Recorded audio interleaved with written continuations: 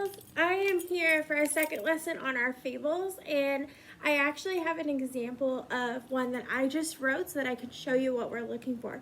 Now, you have this paper in your stack of papers that you got yesterday or today. This is what you're working on. This should be done by now, and you should be ready to move on to your rough draft. Just a couple of notes about your fable. This is a story, so I want to see dialogue in your story. I want to see that the characters are talking to each other. I want to see that you have thought about your characters and that they make sense with your moral. And remember, just like I said in my last video about fables, you pick your moral first, then your characters, then start writing your story. So after you finish this and this looks great and you're ready, go ahead and start your rough draft on just a lined piece of paper.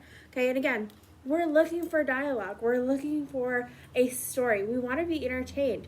Think about this. We're here all alone. We want to be entertained by your story, by your fable. So the first thing that you should do when you do this is your moral. That is right here. So when I'm writing this is the first thing that I picked.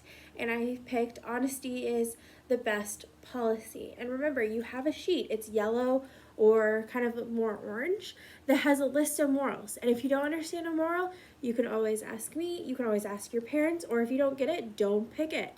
Pick one that makes sense. And make sure you go through the PowerPoint that I showed you in my last video so that you can see the steps again. Okay, you can see some examples. So after I write my moral, I'm going to go up to the top and I'm going to pick my characters. And my character, I love dolphins. So I was like, I want to pick dolphins. So my dolphin's name is Buddy. Not very original. When you're thinking of your character names, be more unique, okay? My sea lion is Fred, and my sea turtle is Michelangelo.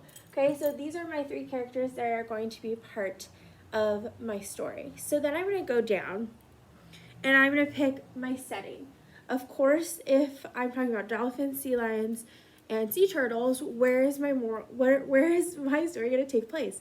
It's going to take place in the ocean. Okay, again, don't pick a setting that doesn't make sense. Okay, it may be a story that you're making up, but it still needs to be somewhat accurate when it comes to your characters in the setting. Okay, and then I'm going to go down and I'm going to be like, what's the problem? And remember, that's the issues that the characters are having and having to figure out. So I decided that the sea lion, whose name is Fred, took the dolphin's toy with the dolphin's permission and ends up breaking it. Okay, and instead of deciding to be honest, he blames Michelangelo, our sea turtle. So down on the bottom, I'm going to write the resolution, the solution. How is this resolved? And so the sea lion, Fred, after he sees that Buddy is giving Michelangelo a hard time and even saying to the point where, hey, Michelangelo, we're not friends anymore. Do you see that the characters are talking? Anytime the characters are talking, I have dialogue. So I'm going to use my quotations. Okay, so if the dolphin says, I'm mad at you, I'm going to say, I'm mad at you in quotation marks. Okay, it's really important that you have that dialogue. So now that I've filled all the circles on the paper, I'm going to think about my beginning, middle, of end. And you've been waiting all year long to be able to use Once Upon a Time. This is the perfect story to use Once Upon a Time.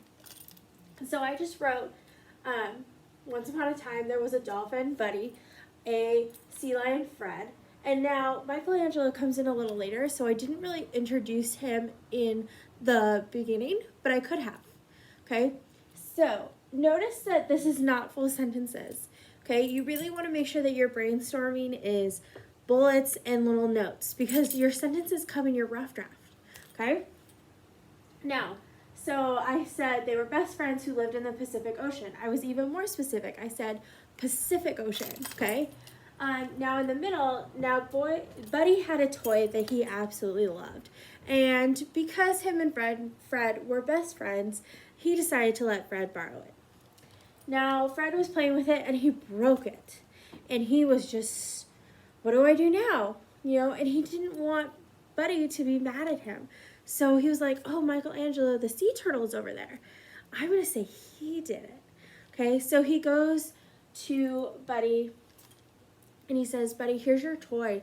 I let Michelangelo borrow it and he broke it. And so then Buddy's like, but it's my favorite toy. What am I going to do now? So Buddy goes and confronts Michelangelo. But Michelangelo's like, hey, I'm just minding my own business, doing my turtle thing, you know, swimming in the ocean. I didn't do anything. So then Buddy's confused. So then Buddy goes and talks to Fred. And Fred saw the confrontation and saw that they were angry and was like, maybe I need to tell the truth. So when Buddy comes to him and says, hey, Michelangelo said he didn't do it. Can you tell me the story again?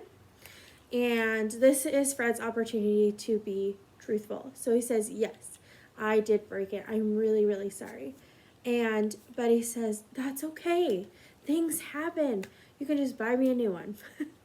Okay? Confrontation over. And the moral of the story is honesty is the best policy the first time. Okay? We always want to be truthful. Okay? So, you are completing this. This should be completed if you're watching this second video. If it's not, stop watching this video and finish this and then come back to this video. And once you finish this, go ahead and write your rough draft. Remember transition words, remember dialogue, remember that you're supposed to be teaching me something and entertaining me. Once you are finished, I want you to have your mom or dad or aunt or grandma, I want them to peer edit this for you, and then you can start on your final draft, which I will talk about more in my next video. Please let me know if you have any questions. Email me, Mrs. Ricard, Miss Garcia, depending on who your teacher is. And have fun with this. This is kind of a break from our normal language arts. So have fun, teach me something, entertain me. Don't forget dialogue. See you in the next video.